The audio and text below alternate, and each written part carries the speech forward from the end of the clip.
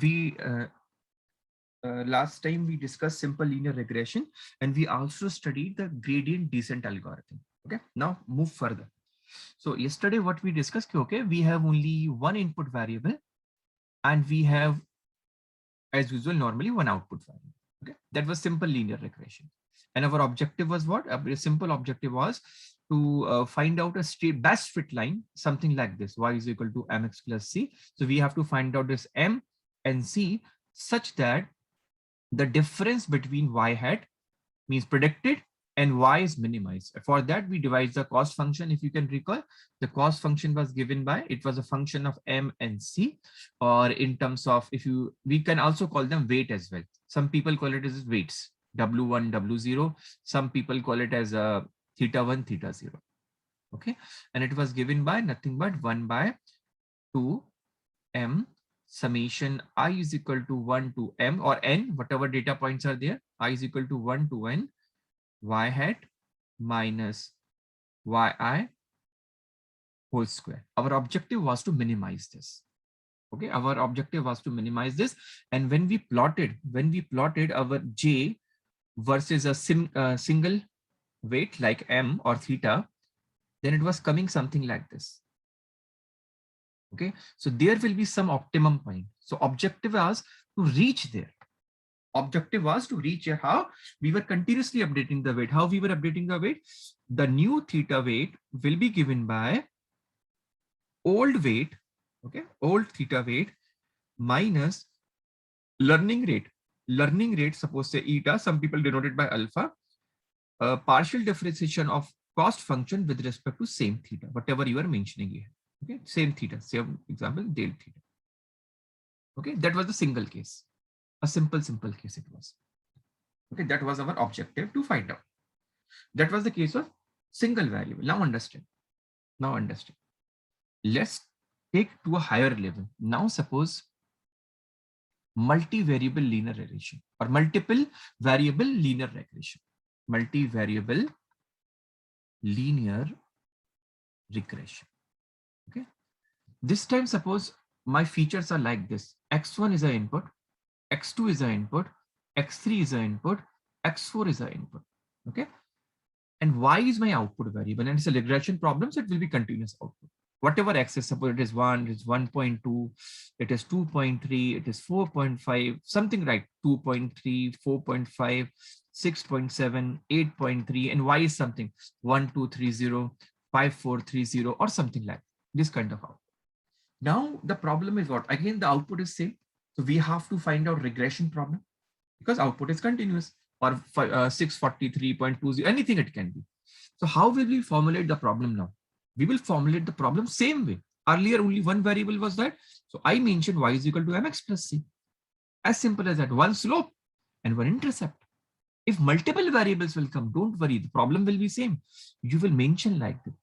Y is equal to, understand again, let's say theta 0, that is intercept, plus theta 1 times x1, okay, plus theta 2 times x2, plus theta 3 times x3, plus theta 4 times x4, and so on. So we can formulate this problem this way. So these all are what? This is your intercept again, same, and these all are slope, or normally we call them weights. We call them as weights. Theta 1, theta 2, theta 3, theta 4, theta 3, and theta 4. So what you will do now, initially, you will take some values of theta naught, theta 1, theta 2, but somebody is unmuted, please mute yourself, theta 3, and theta 4. Initially, some value you will take. And according to that, your x1, x2, x3 are different points, okay?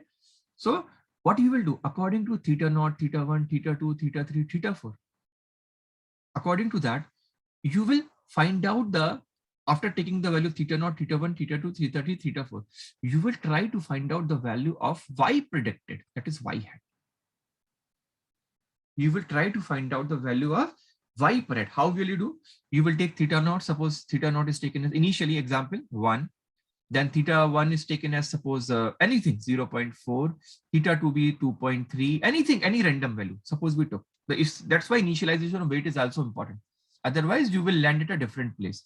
3.4, 2.3, and suppose 1.2. These are initial values. So what will you do? You will take the value of x1, x2, x3, x4 from here, theta naught, theta 1, theta 2, theta 3, theta 4 from here, and compute the value of y hat from this equation. Compute the value of y hat from this equation. Whatever value will come, that will be my y hat. Okay, so what I will do, I will note it somewhere.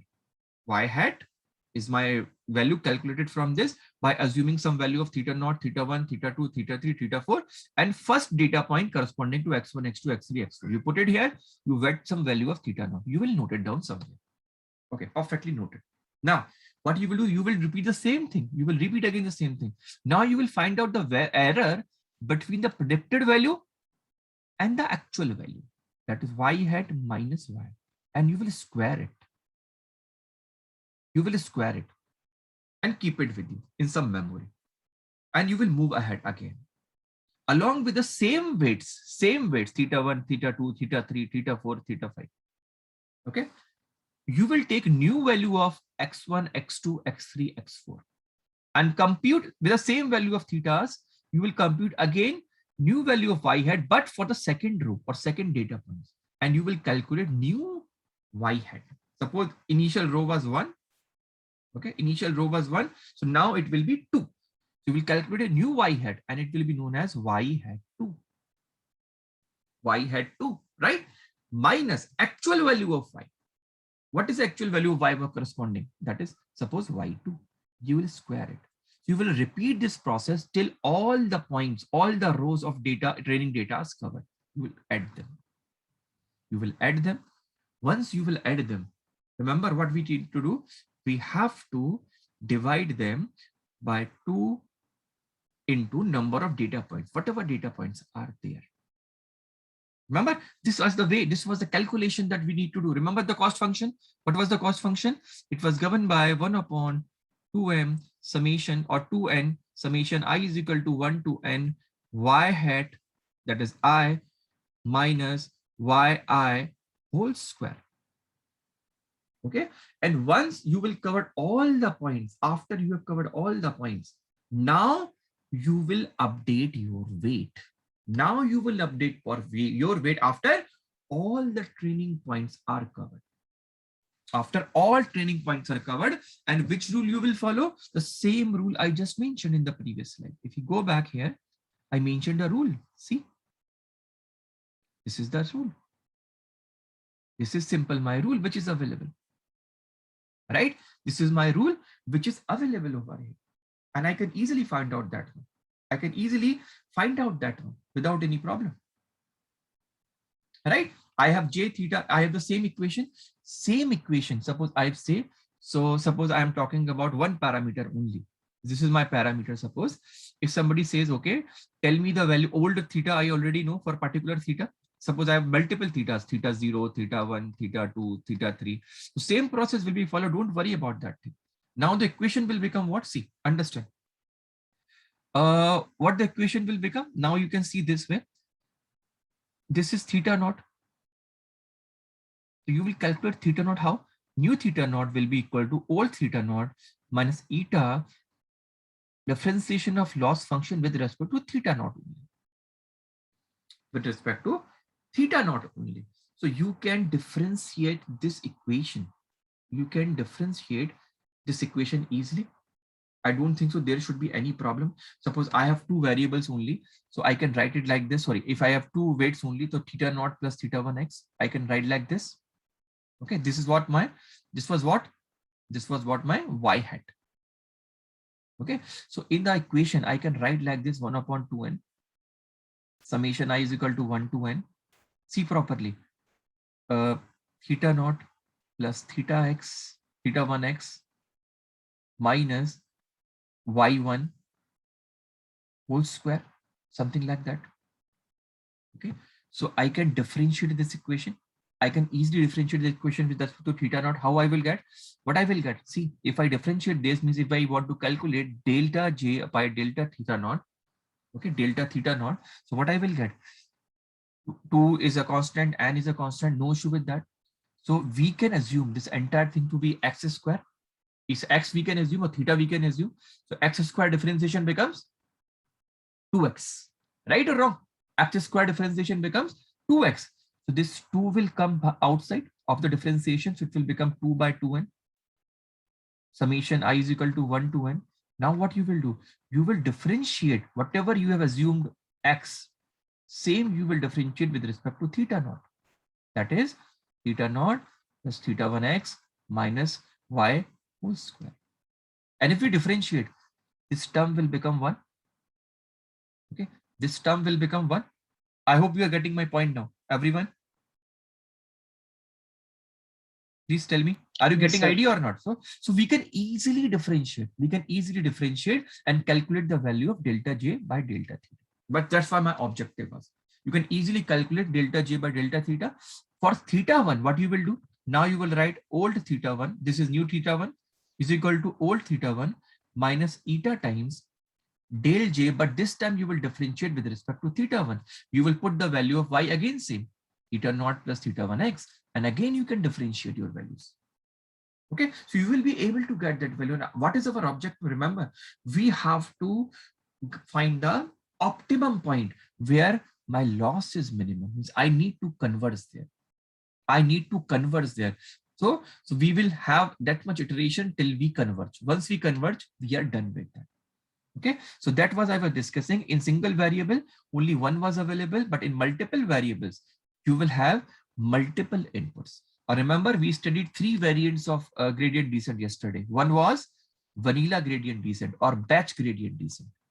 Vanilla or batch, right? Second was what? Stochastic gradient descent. Stochastic gradient descent. And third one was mini batch gradient descent. Okay, 3 variants. So means I'm coming to the next slide. Understand? So if weight update takes place after covering all data points or all training points. For example, we have 1000 rows. So after all 1000 rows are covered, if we are updating weight after that, this is nothing but your batch gradient descent. This is your batch gradient descent. But if the weight update takes place after each training point, that is the main thing. Each training point means if you have 1000 rows, then how many times weight update will take place? 1000 times. After each row, you will update. After each row, you will update. After each row, you will update, update. This is known as this was your batch gradient descent. This is your stochastic gradient descent.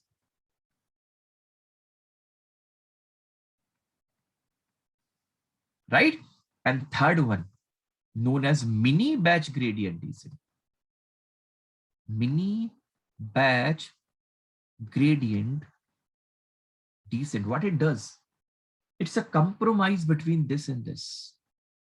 In it, update takes place quite frequently. In it, update takes place after a very long time. Means all the training points are covered after that. In it, update takes place after every point. So a mini batch is decided. Okay, I will set that. I will not update the weight after each training point. I will not update the weight after entire data set. In fact, from the entire batch, I will make a mini batch. I will take a mini batch. Suppose I said my mini batch size is, suppose I said my mini batch size is 4. That means weight update will take place after 4 data points. Okay, so give me an example. Suppose my training points are 1000 rows or 1000 data points. 1000 rows or 1000 data points. So in batch gradient descent, when the weight update will take place, after entire 1000 rows are covered or 1000 data points are covered. In stochastic, it will update, weight update will occur after each data point. After each data point. And in mini batch, what will happen? The weight update will take place. The weight update will take place after each mini batch is covered. And mini batch size you will decide. Certainly it will not smaller than the original batch size. 100% smaller than your original batch size. I hope all three variants are clear to you. Please tell me. Yes, sir. Okay. Everyone, please. Is it okay? Please answer me. Is it fine?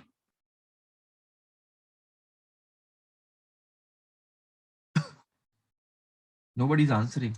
At least not clear, then say, sir, repeat. I will repeat. No problem. Please tell me. At least say yes or no. I'll get an idea you are listening or not. Actually, I'm not able to get you are understanding or not. Please answer. Yes, sir. Okay, fine. So understand what our objective is in linear regression. In linear regression, what we will do, we will try to find best fit line. First of all, remember, best fit line is our objective. Objective is what? To find the best fit line. How best fit line? What we will do, suppose we have some input variables, x1, x2, x3, and one output variable y. So we will assign some weights to them, like theta naught plus theta 1x, because this is the equation. The basic principle is y is equal to mx plus c for linear regression, right? So theta naught plus theta 1x plus theta 2x plus theta 3x. So we have to find out the optimum value of theta 1, theta 2, theta 3, which gives me best fit line. Easiest way to understand. I have to find out the value of theta 1, theta naught, theta 1, theta 2, theta 3. If somebody asks for an interview also, you can say that. So in linear regression is objective to find, the objective of linear regression is to find the best fit line using the optimum value of weights, whatever weights we are assigning. So if we choose the weights properly, we can choose the best fit line. This is our objective. And how do we achieve that? By minimizing our cost function. By minimizing a cost function that we studied. Okay, so what we objective is to find the best fit line. How? Changing the value of weights such that it minimizes a cost function. Summarize this way. Objective is to find the best fit line such that we adjust the weights theta naught, theta 1, theta 2, so that we minimize the cost function. I hope it is clear with everyone. And what is the procedure? Remember, important procedure for doing that is gradient descent, which we studied in detail yesterday. I hope it is okay. Yes, sir. Okay. Even so, if you answer this thing to someone will say, okay, the person have a knowledge. Okay. You understand what is the objective? To find the best fit line using what? We have to adjust our weight. By which approach you will adjust your weight? You will adjust your weight by using gradient descent. Then immediately he will ask you, do you know how many variants of gradient descent are? We'll tell, sir, there are several variants, even much more than that. These are the simple one I told you, batch gradient descent. Okay, then your stochastic gradient descent, stochastic. Then your mini batch gradient descent, mini batch. Even there are some more variants which are added. Momentum. Okay, momentum gradient descent, momentum based gradient descent, in which we add momentum so that we can reach our optimum point earlier. Okay, there is Nesterov gradient acceleration. Nesterov approach is there. So several variants are there. These are quite common: batch, stochastic, mini batch. Okay, so if you answer them, what is gradient descent, what is batch, which is stochastic, which is mini batch, I'll advise you study at least 1 or 2 lines about them as well. What is Nastro, what is momentum? You should get an idea. You should get an idea. Okay, so understand that. Okay, third variant. So we understand single variable in which we'll have only one variable. Now third one, again the linear regression has one more variant known as polynomial linear regression. Okay, polynomial linear regression. So far what we assume, see, I have an input variable x1, x2 and x3. Every time, doesn't matter how many variables I am having, how many variables I have having, I always assume linear relationship. Like how? Theta naught plus theta 1x plus theta 2x plus theta 3x3. Always linear. Always linear. But sometimes, suppose I have only one variable x. Okay. This is y and x. And the relationship between y and x is something like this.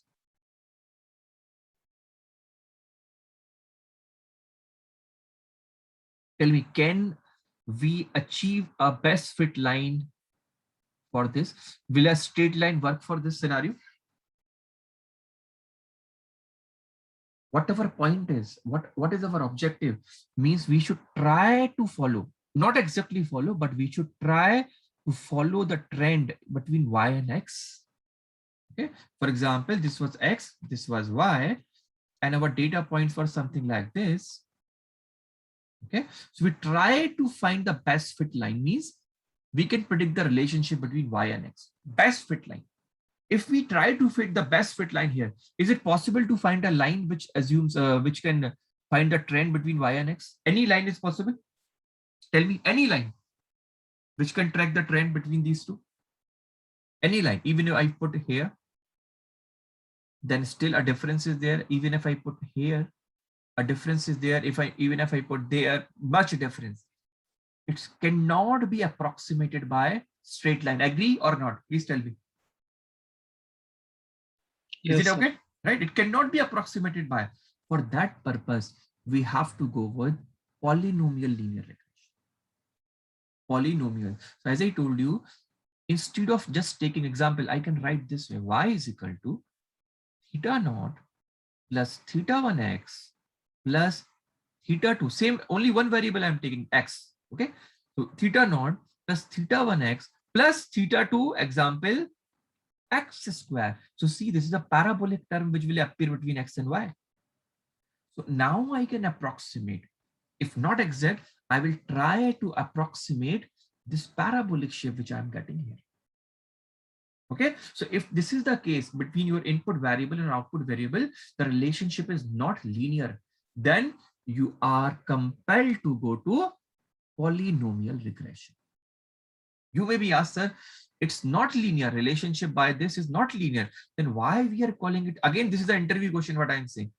The relationship between them is not linear. We can see that these are the points, which is not linear.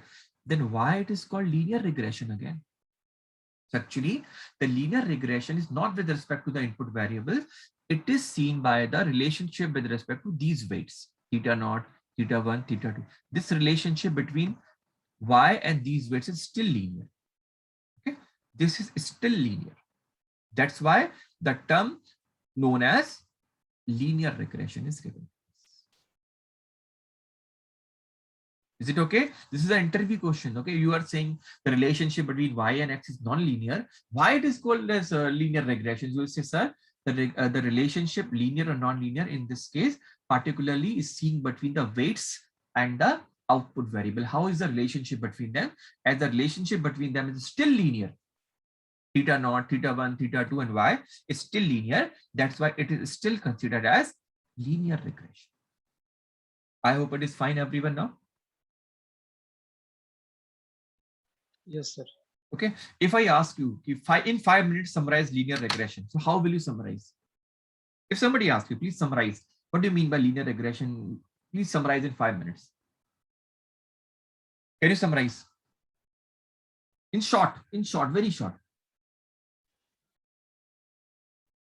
In very short, how can you summarize a linear regression problem?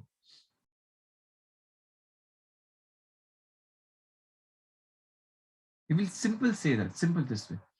So linear regression is a machine learning approach in which we try to find out the best fit line, but tries to approximate relationship between my input variable and output variable first. Okay. In this process, we iteratively updates our weight with the objective to minimize the cost function. And for this, we use an algorithm known as gradient descent. Okay, simple. If you are not able to speak technical words, say this way. Okay, sir. If sir, suppose we are approximating a relationship between y and x by a straight line, like which is like theta naught plus theta 1x and plus theta 2x. Let's say simple example. Okay, so this is the relationship theta 1x1, let's say, and theta 2x2. So our objective is to adjust these weights. Our objective is to adjust these weights such that we get best fit line. Tell me, is it fine now? Right? And we iteratively, again and again, we are changing the weight. Iteratively adjust our weights. Adjust our weights. Using what? Using gradient descent algorithm. Gradient descent algorithm. Remember, the cost function J versus theta is like this. So we are here, we try to come here because here the loss function is less. If we are here, we try to come here. If we are here, we try to come further here till we reach the optimum point. Similarly, if we are here, we try to come here. If we come here, we try to come here. So if somebody asks, so always say, sir, we always in the gradient descent to optimize our cost function, to minimize our cost function, or to find the best fit line, we always travel in a direction which is opposite to the gradient. For example, if we see here the slope is negative. Here the slope is negative. It is coming down. Okay, slope is negative. So you will move in positive direction. Okay, this way, so that you can reach the minimum cost. Suppose you are here. So here the graph is going upward direction. Slope is positive. Okay, slope is positive. So we'll try to move in opposite direction, that is negative direction, this way, so that you can reach the optimum point. And this is the interview question. Whatever I'm saying, I'm repeating once again, because if somewhere somebody you speak that I have studied machine learning, whatever I'm saying, if that person has a knowledge, he's going to ask everything what I've been telling you again and again. Okay, to optimize our cost function, we always travel in a direction which is opposite to the direction of gradient. Gradient is what? Nothing but slope. Again, same Steve. Gradient is what? Gradient is nothing but slope. Agree or not? Dy by dx is what? This is nothing but your slope. Agree? Agree, everyone? Yes, sir. Okay, this is nothing but slope. So you always travel in a direction which is opposite to the direction of gradient. Gradient is positive, so we'll travel in opposite direction. Means negative direction we'll try to travel, and if the gradient is negative, we'll try to move in the positive direction, because our cost function shape is like this. This is a convex shape, right? This is a convex shape. And you may also encounter, sir, why this cost function has been chosen. Why this cost function has been chosen? 1 by 2 my m I is equal to 1 to m y hat minus yi whole square. Why it has been chosen like? Because we always needed convex loss function. We needed convex loss function. Okay, so these are interview questions. They may ask you, what kind will be the shape of loss function? Right? In this, you can reach here. In this, you can, the optimum point you can find out here. Okay, and sometimes what will happen, your function will be exactly not like this. It will be something like this sometimes. Sometimes like this. J versus theta. It will be something like this. Understand, please. Like this. Okay. So these points which you are seeing here, this here, these are known as, remember, local minima. Local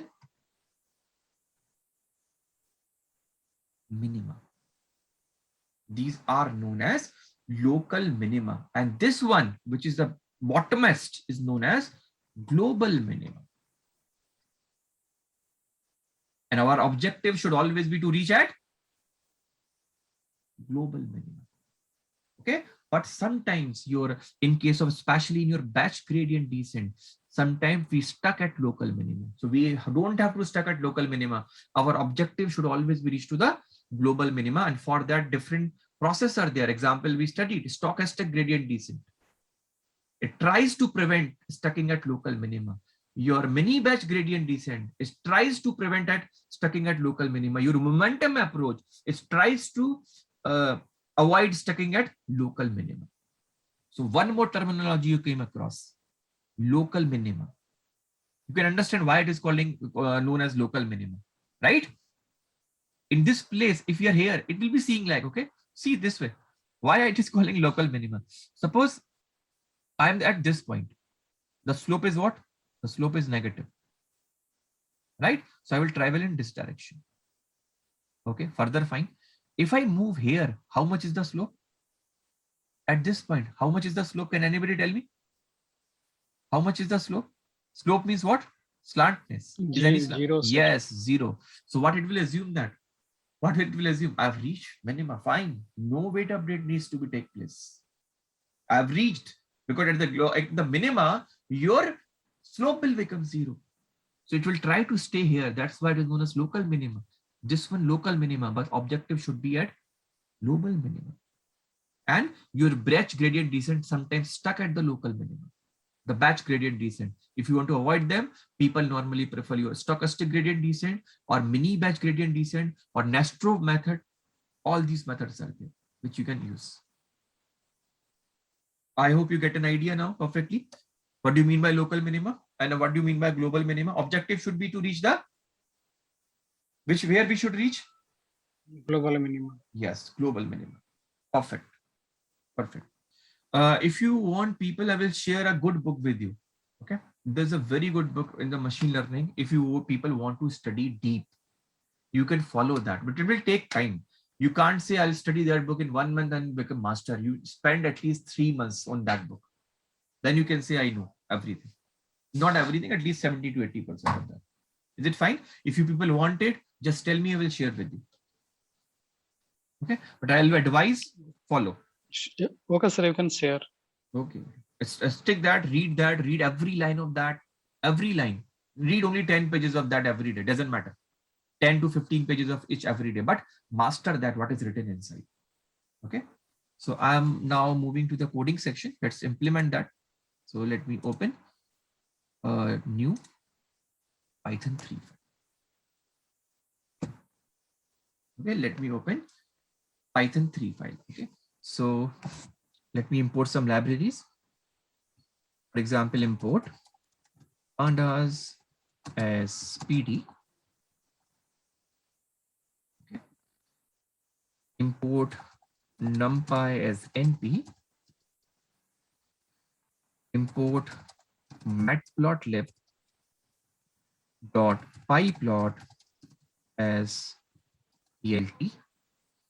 Anything else required? Let's import Seaborn as SNS. Okay. So we imported all the necessary libraries which we are required. Other task is to get the data set. We'll try to get the data set, and let's try to understand first of all. The implementation is very easy. Okay, implementation is very, very easy. Let me try to do that. Okay, so I have a data set with me known as salary data. Okay. Simple, one variable linear regression, univariate linear regression. So let me import it. Df equals to pd dot read underscore CSV. And if I'm correct, its name is salary data. If I'm correct, salary is the salary data.csv. Okay. Let me see its first 5 rows, df dot head, so that I may encounter what kind of data it happened. Okay, so it has only 2 columns, so single variable, and both are numeric. Perfect. Year of experience and salary, and our objective is to predict the salary as per the year of experience. Let me check its shape. What is the shape of this? So df dot shape, it has 30 rows and 2 columns. It is being created data set from somewhere. That's I have taken from that. Although for machine learning, it's not a good data set because we have very less data points. But our objective is to understand here. Okay, so we get it here. So now let us try to see whether this will be able to solve my machine learning task. Will it be able to solve by, it'll be solved by linear regression. Okay, so how can we do that? Let me try to plot a scatter plot. Okay, let me try to plot a scatter plot between these two. Okay? I'm trying to plot a scatter plot between these two. How can I do that? So let me separate x and y variables. So let's say my x is nothing but, let me check first of all the missing value. That's the first thing. So df dot is null. Okay, dot sum will tell me any missing value if it is there. No, perfect. So we don't have any missing value. So I can separate my x and y variable. X variable will be years of experience and y variable will be salary. So I'm typing x is equal to df and the name, that is years of experience, and y will be nothing but df. And what is the name? Name is salary. Okay, execute that. Now try to plot the scatter plot. Let's say I'm saying plt dot scatter. Even I can do that. Plt dot scatter, and let me pass the arguments. Let me pass the x argument. X argument is what? X only. I have mentioned as x is equal to df. Let me pass the y argument, which is df salary. Let me try to plot it. Okay. So it looks somehow a linear. Can it be approximated by a straight line? Tell me. Can we approximate it by a straight line? Yes or no? It seems like a linear relationship, right? It seems like a relationship. Linear relationship. Okay, so perfect. So we can go ahead and try to implement our machine learning algorithm on the same. Perfectly fine. So how do we do that? Everyone knows. So this is fine. X and Y has been separated. There is no missing value. Even there is no text column. So we don't have to worry about it. Okay.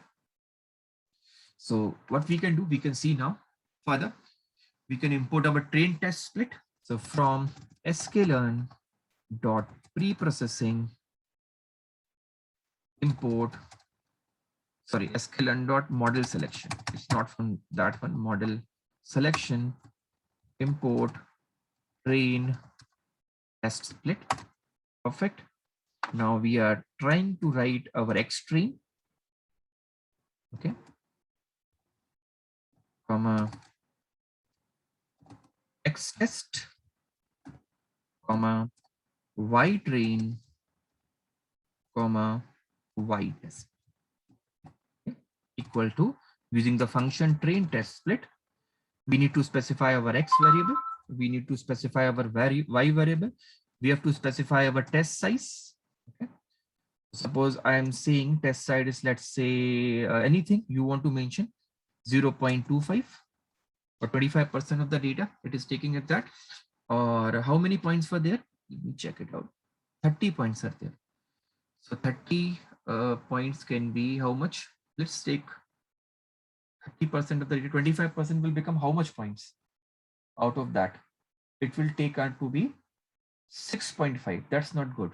That's not good. So let's round off 0.3 so that we can get at least 9 points. So test size equal to 0.3 and random state equal to, put anything. Suppose I am putting 42. Perfectly done. Okay. Now import, scale the data, because as you can see, although we have only one variable, but it's better always to have a standard scaling, because this, especially these optimization problems, always prefer the data to have a standard normal distribution. For that, what we have to do again, from sklearn dot pre-processing import standard scalar. Let's create an instance of that. So S is equal to standard scalar. Perfect. Now let's fit and transform our X train data on the scene. So I'm typing X underscore train equals to S dot fit underscore transform and our train data. Train. And all these things we have done 4 or 5 times. Okay. If you have any doubt, please tell me. Is it fine, everyone? We have done these things several times. That's why I'm typing fast. Is it okay? Yes, sir. Okay. Several times we have done that. And on the X test, we will do transform. X test is equal to S dot transform. And that will be your X underscore test. Perfectly done. Done. Now what we need to do? We need to call our linear regression model.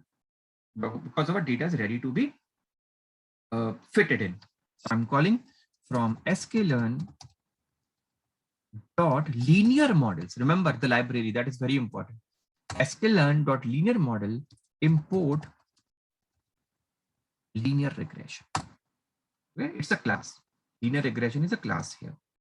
I'm going here and typing create an instance of that. So linear regression. And suppose giving it a name as a model. So model equals to linear regression. Perfectly fine. Now we will fit or we will train our linear regression model on the training data. So how do we do that? We know that model dot fit, and which data we pass? Training data, X underscore train, comma Y underscore train. Let's fit it. Perfectly, it has been fitted. Now we will predict. So we are going to predict Y equals to model dot predict. Okay. What we want to predict? We want to predict the value of Y pred. So Y pred, we can give the name from the X test. From the X test, we're trying to predict that. Let me run that. Okay, it has been done. Now, how will I check how my model is performing? It's a regression problem.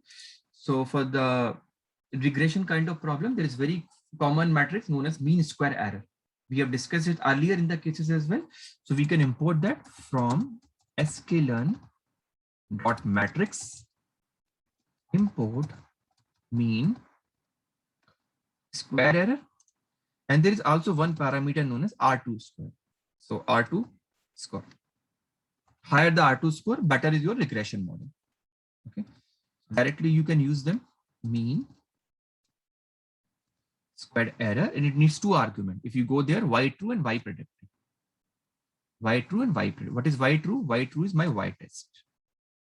Value of Y test and predicted value of Y test is Y pred. So it will give me some mean square error.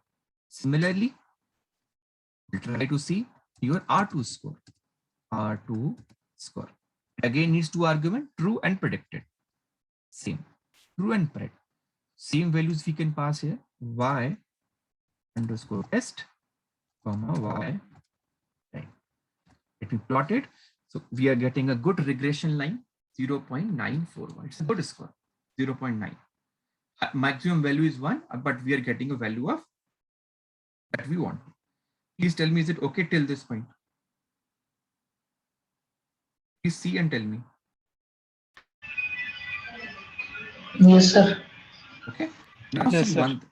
one thing. Let me do one thing. Let me see our test point. Let me see our test point, how it is performing. Let us see both the things. How it is performing on the training data means it is able to predict the trend or not. So what I'm gonna do now, I'm gonna say PLT dot, let's say scatter plot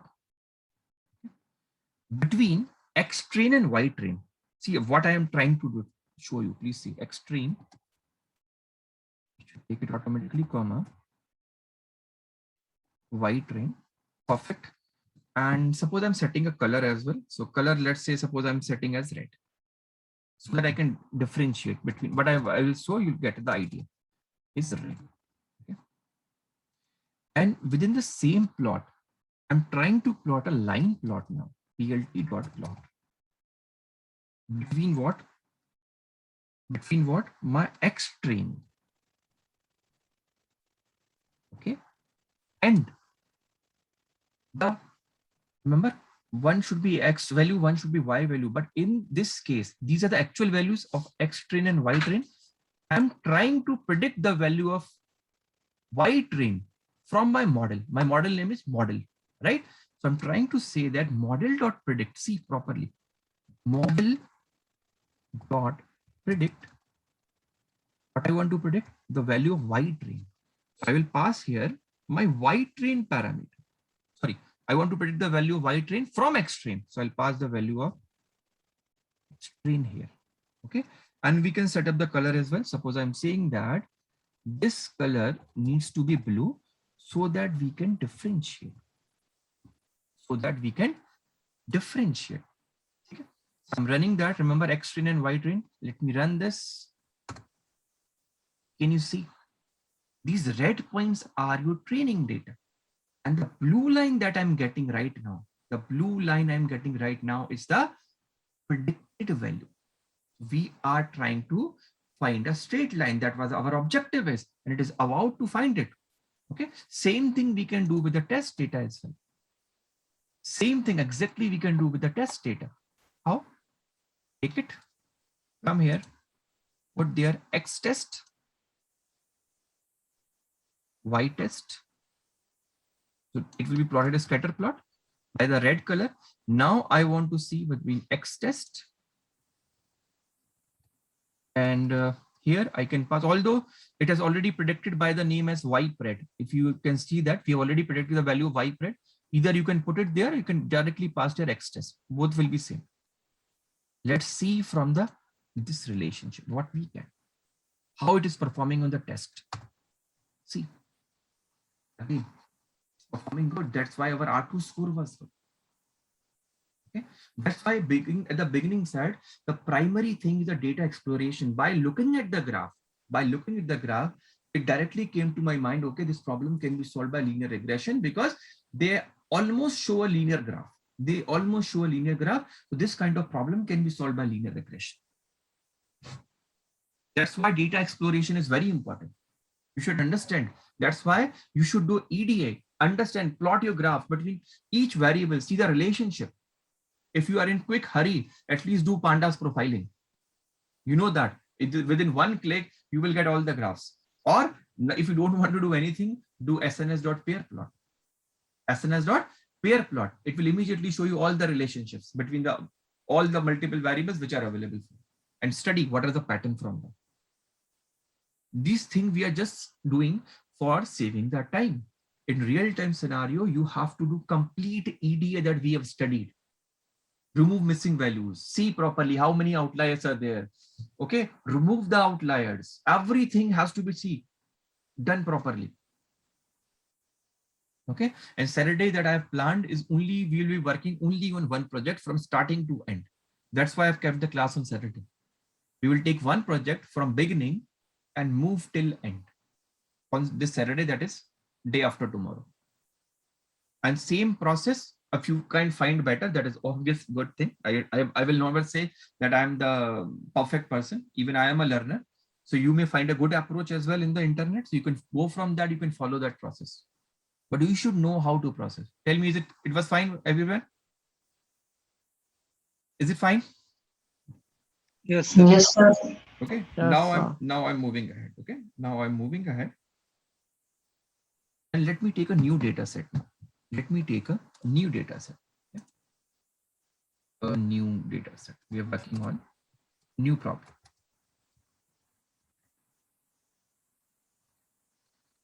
So new problem is what? New problem is, suppose I have a further data set with me. So I'm creating a new data frame. df1 is equal to pd dot read underscore CSV. Okay. pd dot read underscore CSV, and the name is, I guess, what is the name of the file? I'm just forgetting. I think it was position salaries. I'm not sure. Position salaries.csv. Perfectly fine. Let me explore the data, how the data looks like. df1.head. Okay, so we have 3 columns: business analyst, level 1, and salary. Perfectly fine. And all these are unique. Can you see? Business analyst, junior consultant, senior consultant, manager, and country manager. And this is a numeric data. So what we will do, we will don't use as a position column. Okay, because see, it is label is given of them. The label is given. See, the country manager is at the top level. That's why the level is 5. Manager comes after him. Level is 4. Senior consultant is level 3. Junior consultant is level 2. Business analyst is level 1. Means already it has given a category to us. The highest weightage is given to the country manager. That's why the number 5 is already mentioned here. So we don't need to take when both are communicating same information. Position and level are communicating same information. The lowest position is business analyst. Highest position is country manager. Okay, we can even further explore it. Don't worry. Let me put it 10 values. Let me check it. Let me check it further. Further are there. But see, again, the same position. We are reaching a CEO level, right? And it is keep increasing, keep increasing. So at the highest level means same information is being communicated. So we won't use the position level, not required at all. So let me check the entire shape. How many rows and columns are there? 10 data is there. Okay, so 10 is only there. Perfectly fine. So CEO is at the top level. So we don't need that. So we can segregate the data. So I will say X, let's say X1 equals to DF1 and my column name is level. And my Y1 equals to DF1 of salary. So from the level, we are trying to predict the salary. Okay, done. Now let us see the graph. How is the relationship between these two? How is the relationship? Is it linear or not? Let me check it out. So I'm doing again plt.scatter. Okay, x1 comma y1. Let's plot it. What happened? Okay, plj. Sorry. plt.scatter. Oh, what kind of relationship it is? Is it linear? No, sir. No, it's not linear, right? So what we have to do, we have to do another approach now. Remember, polynomial linear regression will be your savior. Agree? Your savior will be polynomial linear regression. So how we deal with that? Very, very easy. Very easy. Again, let me do all the things which are required. Let me check the missing values. Is any one there? So I'm saying simple df1, but although it should have been done before splitting, but unfortunately I forget to do that. It should have been done here. Exactly. If somebody asked, it should be done here. df1 dot is null dots. Okay. No missing value. Very good. We are lucky. And as we are not taking this column, position column, we are not taking, we can check it up. If you want to check what is my x1, x1 is only having numeric data, and y1 is having only numeric data. So we don't need to convert our any text column into numeric column. So we are almost ready to split our data now. So again, we are going to the same. Already we have imported our train test splits, so need not import again. We have already imported, but if you want, do that from sklearn dot pre-processing import. Already we have imported earlier, so it's not needed, but so that you can remember, only I'm typing. Although it is not needed, standard scale. Okay. Again, I'm creating a stand. Suppose this time stand is P, name is P, and same standard scalar class I've taken. And on this class, I will be fitting my data. But before fitting that data, we need to split it. Split where? In between training data and test data. So I'm doing the same thing. I'm saying X, that's X1 underscore train, comma Y1 underscore train, comma X1 underscore test, comma y1 underscore test equals to train test split, train test split. Variables names are x1 and y1. And I have to specify test size. So 10 points are there. So let me specify 0.3. So at least 3 points come in the favor of test. 70% becomes my training data. And I'm putting random state equals to, let's say, 42. Okay. You can put any random state, doesn't matter. So x1 and y1 have been taken, perfectly fine. Let me run that. Cannot assign to operator where? What happened? Some mistake is there, or where? X1 underscore. What happened here? Sir, wide range. Okay. Wide range. Yes, it was problem here, I guess. Yes, white. I think now it is fine. Perfect. If we execute it. Now we have already imported that, so we can now just follow the same process. X1 underscore train equal to p dot fit underscore transform, and I want to fit and train on x1 data, that is x1 underscore train, and just transform on the text data. So x1 underscore test equals to p dot transform x1 underscore test. Okay, did that, perfect. Execute it. Okay, my training data, my test data is all ready. So now what I need to do, I can directly fit on the training data. I can directly fit on the training data, but I know I will get a straight line which will not match anywhere. Right or wrong? Will it match? Let's do that. Don't worry. Let's do that. Let's do that. So what I'm going to do, again, I'm creating an instance of linear regression. This time I'm saying poly, not poly. Suppose I'm just saying linear so that we can understand. Linear equals to linear regression, instance of that, fit on that. So I'm saying linear dot fit, and what we want to fit, our x1 train, x1 underscore train, okay, and y1 underscore train. Okay, let me do that. What happened? Some mistake is there. Found input variables inconsistent sample 7 and 3. Why is it so?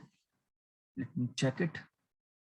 I just put x1 train. Oh, stupid. How stupid I am. See, this is a mistake. Remember how the order is given. X1 train, X1 test, Y1 train, Y1 test. And I've typed here wrong. This is the mistake. Okay, got it. It will be okay. Don't worry, within a second. X1 test, X1 train, X1 test, Y1 train, Y1 test. Now it will be okay. Perfect. So let me execute it again. Enter, enter, enter, enter. Perfect. Executed. Now moving ahead. Remember the order, please. Train, test. That's the important. We just missed and a simple error immediately came up. So what we can do now, again, we should do the same thing that we did earlier. Let me try to come here and try to plot this. Okay. I'm just trying to plot this again so that we can get a relationship. What kind of relationship is coming here? And below this, let me paste the test one as well. This one. Okay. So we can see how is the relationship on the training data and how is this relation on the test data. But ensure that the data here is x1, y1, x1, x1. Okay. And here it is x1, y1, x1, x1. Okay. So let me execute this. Okay. See, this is my actual data, the red points, and the relationship it is guessing is this straight line. It's a linear regression. Even it is not able to perform good on training data. It's underfitting. It's underfitting. Yes, please. Mod1 dot predict is linear dot predict. Okay. Sorry. Yes, perfectly fine. Good catch. Model name is linear. Okay, let me run this. Now see, still it is not able to capture, right? Still it is not able to capture. It is linear. It is not able to capture the relationship. It's like this, but it is not able to capture this. Now try to do the same thing here. The model name is linear again. Okay. See, we're not able to capture relationship between that. This is the relationship, but it is not able to capture means my simple linear regression is not able to capture the relationship. Now what to do with that? So now we will go to the polynomial linear regression. And very small thing we have to do, nothing specific, nothing too complicated thing we have to do. Very simple thing we are going to do. See what I'm going to do now. From sklearn dot pre-processing, I'm importing polynomial features. A special thing has to be done. Polynomial features, what it will do. Take an example. What it does. Suppose in the input, I have two variables, A and B. Okay. And here I have to specify, you have to take the polynomial up to what degree? Up to what degree? So we have to specify a parameter known as degree. Suppose I specify degree is equal to 2. So what it will do, it will create combination of these two. Ensure that it never exceeds the degree equal to 2. So what combination it is going to create? It is going to create a to the power 0, b to the power 0, that will be 1. Then your a to the power 1, b to the power 1, right? Then ab. Are you getting my point? What is going to happen? Please tell me. Understanding what I'm saying? Please, I'm asking you something. Sir, Please. could you repeat, please? Yes. Wait. The better to explain that, just a second. Better to explain that. Let me clear it. Let me copy it. Okay. We come here. Let me type help, and it's not able to recognize polynomial feature is not. Just a second. Let me run this. Execute it. Now see, you will get an idea. Okay. Suppose my input has A and B. Right? And specified that I need 2 degree of polynomial. So it will create combination of A and B such that its degree never exceeds 2. So what combination it will create? A to the power 0, b to the power 0, that will be 1. A to the power 1, b to the power 1. A to the power 2, b to the power 2, and AB. Can you check? Here our degree never exceed 2, right or wrong? Yes, sir. Okay, this is the task of your polynomial features. And remember, this is a one way to learn. Whenever you want to know something and you're not able to use that, just type help function and put what you want to know. Just put it there and it will give you the answers immediately. And by default, it is 2 only. Okay, so this is the thing which has been done here. So now what I'm going to do, I'm deleting it. It's also a class. So I'll create an instance of this. So this time I'm writing at what name I have taken above, P. Okay. So this time I'm typing the name poly equals to polynomial features. And here a degree term has to be specified. Degree. Suppose I'm giving degree 2. And same process you have to repeat again.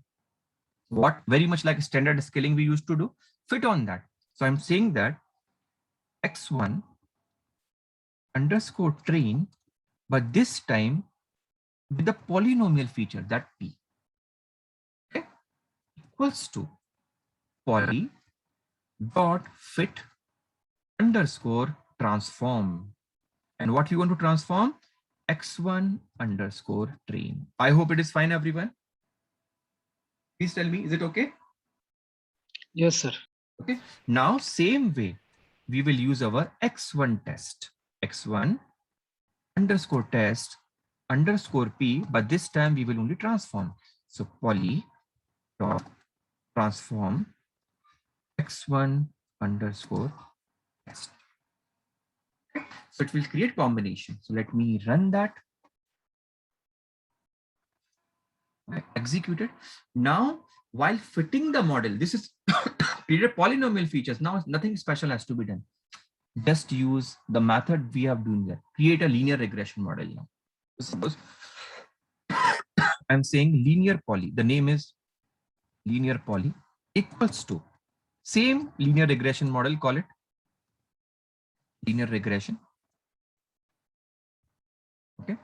And instead of fitting on X train and Y train, sorry, X train and Y train, now fit on this polynomial. Just a second. Sorry. Okay.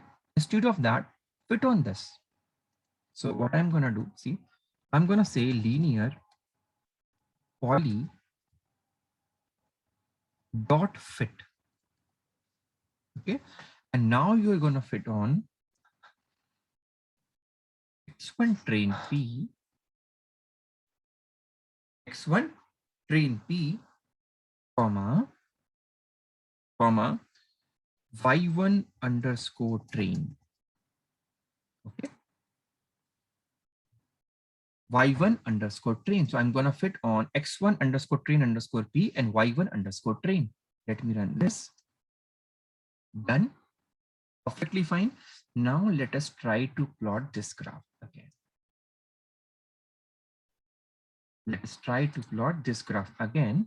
And instead of X1 underscore train, yeah, you can put it same way, doesn't matter. X1 train and Y1 train will be there.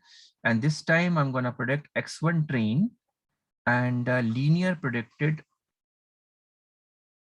No, model name will be your this one, linear poly. Okay, linear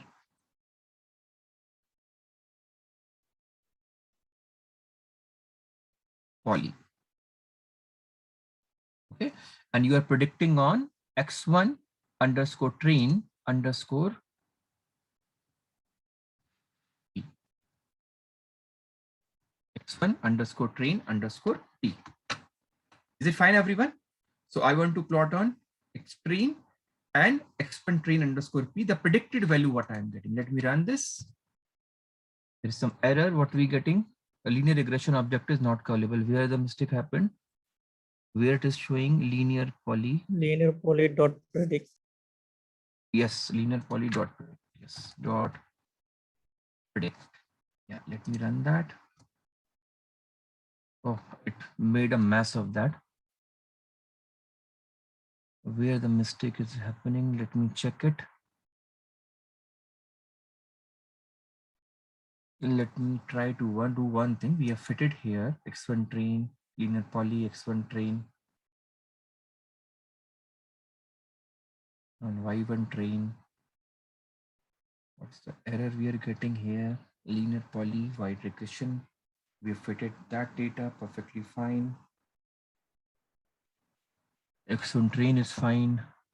Fit on the train and Y1 train. Okay, perfect. Let me check my adjusted R square. What's the issue here? Adjusted, sorry, R2 score equals to R2 score, and here I'm passing my, let me predict first of all, right? We have not predicted yet. So I'm saying Y1 red equals to linear poly dot predict, linear poly dot predict, and within that I have to pass X underscore test underscore P, X underscore X1 underscore test underscore P, X1 underscore test underscore P. We run that. Now let me get my score. What is true value? True value is my Y underscore, Y1 underscore test, and Y1 at, let's see what I'm getting, 0.789. And without that, we didn't plot it, I guess. Where was that? Earlier to that we did. Okay. This is the model. Let me come here, linear regression. We fitted that, but we didn't find. Let me calculate.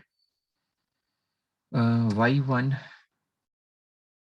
the name we have given at the bottom, the name has been given by Y1 pred. So let me change it. Y1 pred L equal to, the model name is linear dot predict. Okay. And we are going to predict on X1 test, X1 underscore test. Okay. X1 underscore test. Done that. Let me come here and let me check my R2 score again. And R2 score should be on Y underscore test. It's Y underscore test or Y1 and Y1 underscore test. I think this is the one which we are using. Yes, Y1 underscore test and Y1 pred 1. We calculated. Y1 pred 1 is not defined. Y1 pred 1 is not. We just did that. Why it is showing so? Y1 pred 1.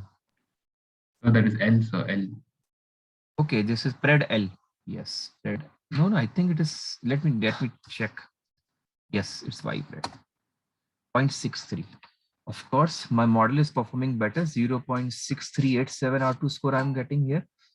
And here I'm getting 0.789. That's perfectly fine. That's perfectly fine. What's the issue? Are you plotting something wrong? X1 is fine.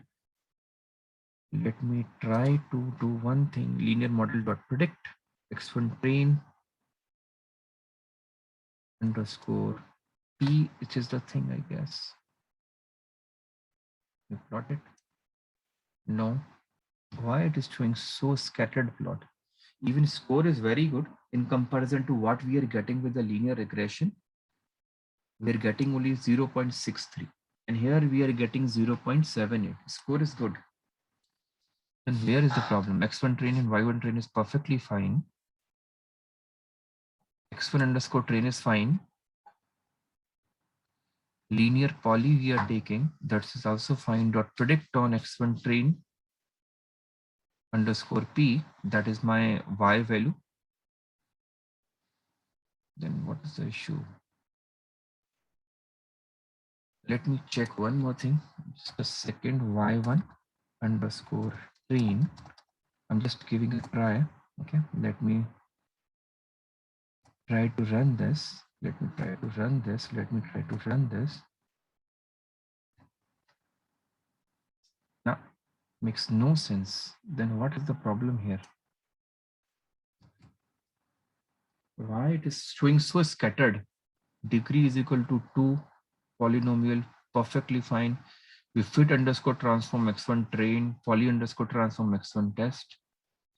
Just we have to see we are entering things properly or not. That's the only thing, I guess. Nothing more than that. You just see that what we are entering here. I think it should be okay somewhere. 0.789 is fine. Scatter is fine. Why it is showing so much scattered? Tuck, tuck, tuck, tuck, tuck. X1 train, Y1 train, it has taken perfectly fine. Let me try to one more thing. Instead of that, plot the downside. Let's take X1 test, Y1 test. See what's the problem. X1 test and X1 test underscore P. This is the name we have given, I guess. X1 test underscore P. Yeah. This is the name. If it is showing the same way, no. Where the error is happening, polynomial degree is equal to feature equal to 2. Let's see the data set. Somewhere small thing we are missing somewhere. X1 train is fine, X1 test is fine, Y1 train is fine. Standard scalar is fine. Okay. This is linear regression. Okay. Doing that. Here what we are doing. What is the problem here? Polynomial features is perfect. Everywhere the thing is perfect. I don't think so any issue is there. So why the problem is happening? Whether not able to get the id poly.fit is fine. What's the issue? Linear intercept is fine. We just predicting value on the x1 test underscore p. That is also fine. X1 test is fine. Linear regression we took. Let me re-execute it. Let's see what is the difference. Maybe we made some mistakes. It will be automatically rectified. Restart and run all.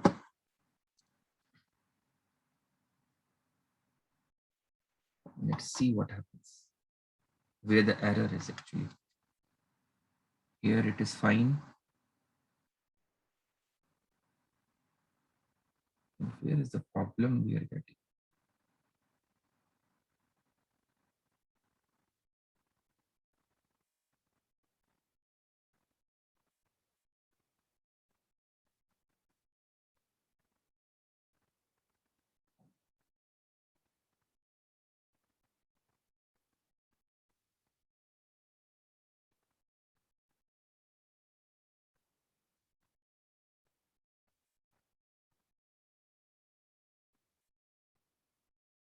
Again, the same problem still. Let me try one more thing. If you're not getting here, so let me go back where we did the poly transformation x1 train. That's perfect. I think we didn't made any error here. Let me try one more thing. We have transformed. Perfect. Let me try one more thing. That should be poly dot fit. Okay. And let me copy it. Let me use my y1 underscore train. Perfect. Now let me execute it once more. No. X1, X has one features, but polynomial is expecting 3 features as the input. So no, this is not the good thing. I don't think so. There is any error. There should be. X1 is fine. X2 is fine. Let me directly try to plot it without making anything. Just a second. What is my X1? Where is my X1? X1 is named as X1 and Y1. Okay. Let me try to do one thing. Okay. X1 directly. Let me do on the X1. See what happens. Okay. Let me remove this for now. X1 train underscore p, X1 underscore p. Okay, perfect. Let me run this now. Execute it. Let me call my linear regression model now.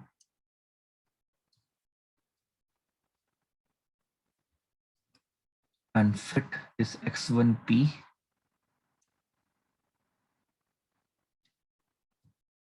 X1 underscore p. And here it should be y1. Okay. Now let me try to plot it. Let's see how we get. Where is the plot? Yeah.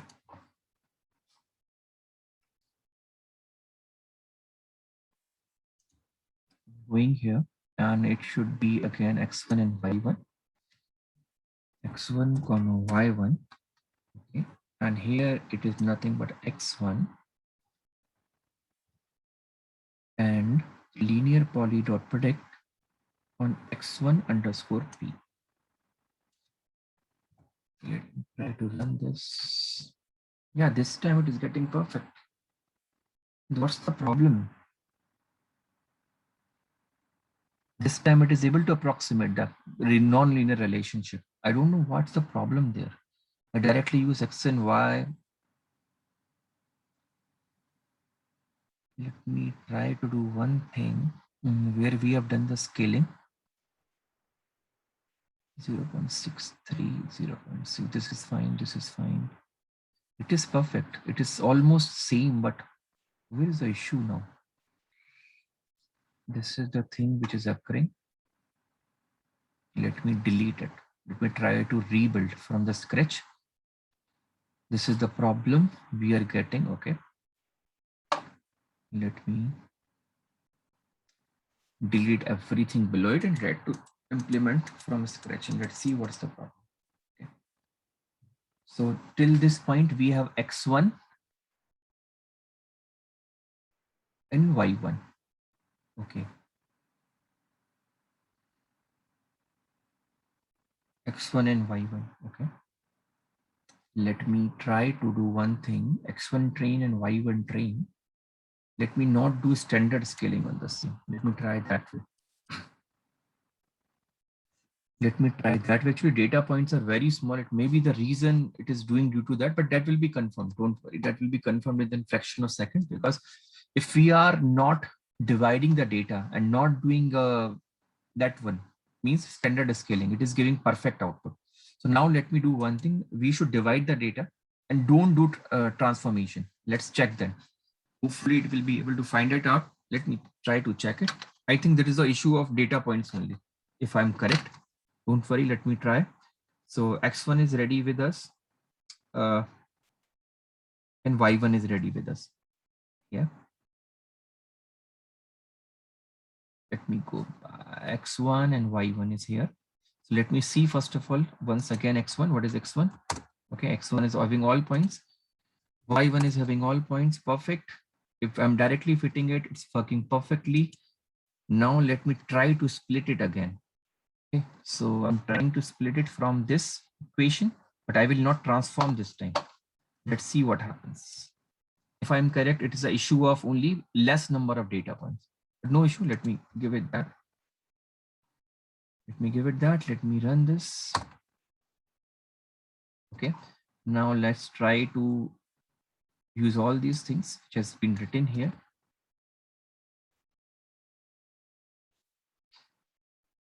Polynomial degree is equal to 2. Polynomial range is equal to x1 underscore train. Okay. And here x1 underscore test and x1 underscore train. Train and test equals to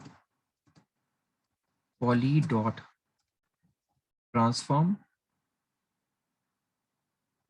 my test data. What is my test data? Test data is x1 underscore test.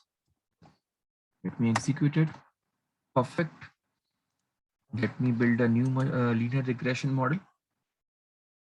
So my equals to linear regression. Now on this model, we are trying to fit my dot fit, and I'm trying to fit it on x1 underscore tr and y1 underscore train. Okay, x1 underscore tr and y1 underscore train. Perfect. Let me execute it.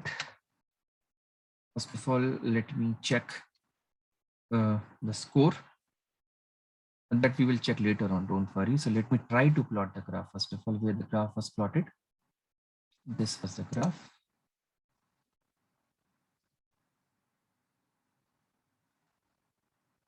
The graph should be x1 train and y1 train. Okay, perfect. That's not a problem.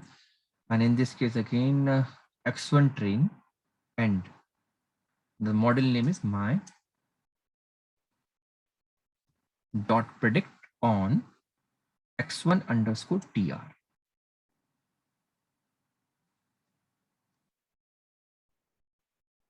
X1 underscore tr. Let me run this. No. Okay. Let me put x1 underscore train. Yeah. Common distribution 0.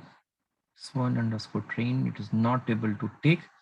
And even on the same, it is doing the problem. So it's not a problem of that. I think it's a problem of data set size only.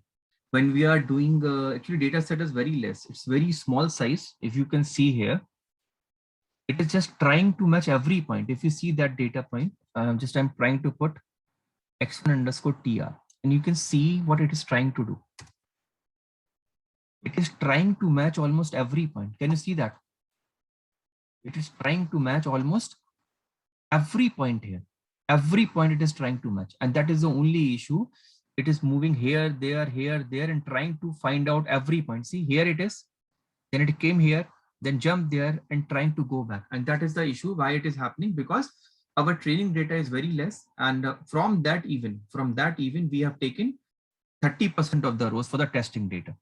Okay, so because of these very lesser number of points, we are getting this kind of data. And when we remove that, when we are not splitting that, let's see, we will not split this time. So if we are without splitting, we are doing that. See, we are doing the same thing with the help of without splitting. So poly equal to 2, poly dot fit transform. I'm directly fitting on the x1. Okay, I'm directly fitting on the x1. I'm not doing anything. I'm directly fitting on the x1. Let me execute it, because entire data point I'm taking. Okay, I'm building my linear regression model. Again, mine is equal to linear regression. Okay, perfect. And I'm going again and I'm saying that mine dot fit. Fit on what? It is trying to fit on x1 underscore tr. Let me execute it. Happened now. Decision argument. Okay, sir. x1 tr comma y1. Yeah, done. And now if we try to plot, yeah, I'm saying x1. I'm saying y1. Color equal to red, perfect. I'm saying x1 again, and mine dot predict on the x1 underscore tr, whatever you have mentioned here, x1 underscore tr. So let me run this, and this time it is able to predict. The reason I think you are understanding, the data set is very small. That's why it is trying to match every point, something here, something here, something here, something here, and we are not able to get the data that we wanted. Once we increase our data size, can you see that my result almost solved? Are you seeing that? Please tell me. Yes, When sir. when we are splitting the data, nothing special we are doing. When we are splitting the data, only that time data point has become so small that it is not able to find the trend. And that is the thing. The good machine learning problem solution is what? You should have a decent amount of training data. A decent amount of training data should be available. Otherwise, you are going to solve the problem. You can see the problem. It is trying to match everything. Although the result is coming fine. If you try to check even here, this is our model. If I'm correct, this is our model, which we are seeing here. It's giving good performance in comparison to the this linear regression problem. It is giving this performance. It's giving only 63% R2 score. Okay, and this model, although looks ugly, but it was giving better performance, 78% something. If you observe that, let me show you. If we go do one thing again, kernel, restart and clear output,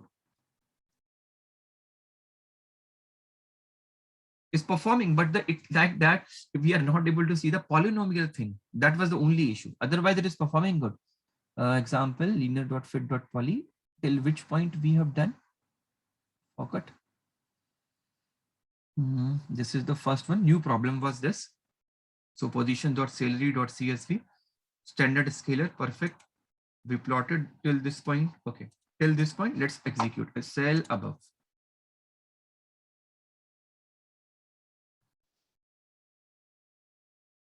Okay, so we are getting 63% R2 score on the test data. Perfect. Now coming here with the polynomial one, x1p underscore fit underscore transform. Don't know, we will do that way that we were doing. X1 underscore train underscore p. Okay.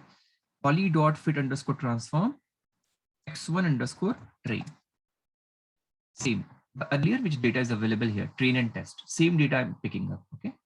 And same process we will do again. X1 underscore test underscore p equal to poly dot transform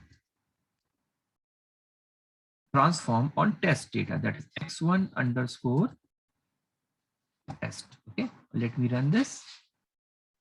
It has been run. So I create an instance of linear regression, and now I'm fitting on this training data, that is x1 underscore train underscore p and my y1 underscore train. So normal way we were doing y1 underscore train. This is my training data. If you can see here, y1 underscore train. So I'm fitting that. Let me fit it. It has been fit. Now try to calculate our R2 score. For that, first of all, let's predict the value. So I'm saying y pred p. 2 times I'm doing so that we don't get confused. So I'm saying linear poly dot predict, and we want to predict the value from x1 underscore test, the value of y1 underscore test. So I just put it there. Okay, even in fact, y1 underscore test underscore p. This is the transform one underscore p. So I did that. Let me run that. It is being done. And let me check now R2 score. Actual value is what? Actual value is y1 underscore test. And predicted value is what? Y pred pp. And if you can see how much R2 score I'm getting, 79%. And without polynomial, how much we are getting? 0.63. Performance is very good. You can see it's improved, drastically improved. Even 15% improvement is there in the performance.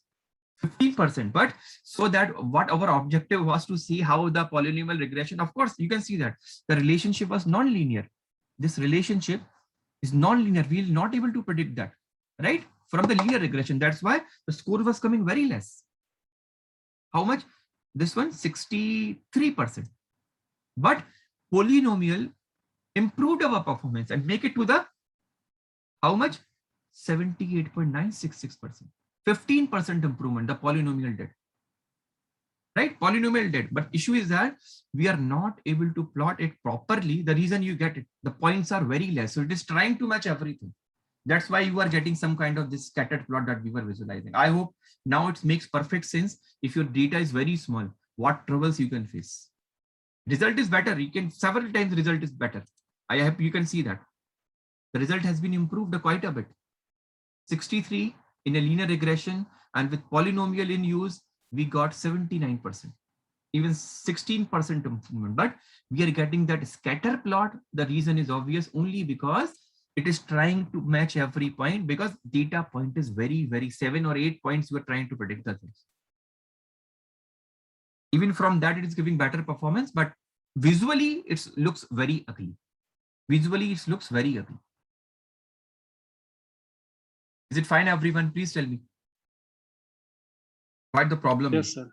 Okay, that's the problem. So that's why in machine learning, your data sets should be as high as possible. And you just saw we were able to get proper just by increasing few points. When I took complete X and Y, my result got better or not? My graph was better. That we wanted to see. Almost that we wanted. Just what we did, nothing special. We just increased the data points. We just increased few data points, and we were able to capture the relationship that we always wanted. I hope it's a big lesson for everyone. I just took it from the internet. Honestly speaking, I took it from the internet. I didn't even capture how many data points are there or how the result will be coming. I directly took it from the internet, and we saw the problem. It has only 10 points. See, it has only 10 data points, out of which you took 3. So it was not able to capture. Once you put those three back, at least it was able to capture the relationship. Right? We saw that, we witnessed that. It is not able to capture, but once we are doing on that, here is the thing. Here, I think it is the one. This is the one we did. This, see, we put back every X1, complete X1 we put. We put complete X1 and it was able to track the relationship. What we did, we just put 3 points back. Nothing special we did. I hope it's fine, everyone. Yes, sir. Others, please. Is it okay? So what lesson we learned today? Can anybody tell me? And now see, I just troubleshooted in front of you. I just troubleshooted. What is the problem? Let me try this. Let me try this. Let me try this. And you will be also doing this kind of thing in the machine when you are working on the machine learning projects. You will be working like this. You should know troubleshooting. Go back, try to change the things. Okay, where the problem might be coming. I just get an idea after looking at the zigzag pattern. Okay, this is the problem. I try to change something else. Okay, let me put back the data. Let me put back data. And once I put the data back, I was able to see what I wanted. So immediately conclusion came to me. Okay, the problem is not in the approach. The problem is in the data set. Data set is having very few data points. That is the only issue. And when you have a very small data point, you're going to suffer for sure. So ensure that your data points are proper. Out of 10 data points, never ever build a machine learning model. That we were just trying to see the relationship that is available here. Is it okay, everyone? Yes, sir. Others, please say something. Is it okay? Yes, sir. Okay. So what lesson we learned today? On very small data, how will the machine learning performance will be? Worst. Yes. Yes. Is it recommended to work on the small data? No, sir. Okay. And now here the logic. Why machine learning got popular in the last 7 to 8 years? Here is the answer. Earlier to that, there was no Internet of Things. People were not having smartphones. So lesser amount of data was available. And that's why the machine learning models were not built perfectly. But since the evolution of IoT, smartphones, sensors, everywhere data is available. And due to that reason only, good amount of data is available. And due to availability of large amount of data, we are able to build decent amount of machine learning algorithms, which are performing good. And you just encounter with the 10 data set, what happened? 10 data points. And once we put only 3 points back, it was able to find the pattern very easily. And earlier, those points are not available. Just because of few, let me give one more minute and let me see that. Okay. Let me see here. Just note down the points. There are the few points on the basis of which it is finding the pattern. And those 3 points will be very critical. And all the points, let's see which points are not available. I've plotted it somewhere. This is my training data. Just see which data is not available. These are the points. Okay. In training data. And here, if you can see, few more points have been added. Which are these 3 points? 1, 2, 3 here, and it should be somewhere here as well. Okay, these points are making difference. These points are making difference. If you count these, top one is present in the training data, perfect. After that, this point is also there. This point is also there, which is not available in your training data if you are using. See, this point is not there. After that, 2 continuous points. Okay, these are there. After that, 1 point nearby, that is missing, right? Can you see that? That point is missing there. So because of those 3 points, one here, somewhere, one here, it was able to capture the relationship in this point. Because of that only. This point, and this point, it was able to capture, okay, this is the relationship I should be choosing. Is it fine, everyone? Yes, sir. Okay, so I'm stopping for the day. Tomorrow we will do logistic regression problem. It's very easy, not a big problem, logistic regression. But I'll advise you, today's class is a lesson, means never work on the smaller data. Otherwise, your objectives won't be achieved. Although it is giving a decent accuracy, but how it is doing, you saw the scattered plot. What kind of scatter plot it is doing because of lesser amount of data only. Once you put that data back, it's performing like what we wanted. So data is a critical issue. Okay, so I'm stopping for the day. Thanks everyone for your time. Thanks everyone. Thank you. Thank you, sir. Good night. Good night. Good night. Thank you.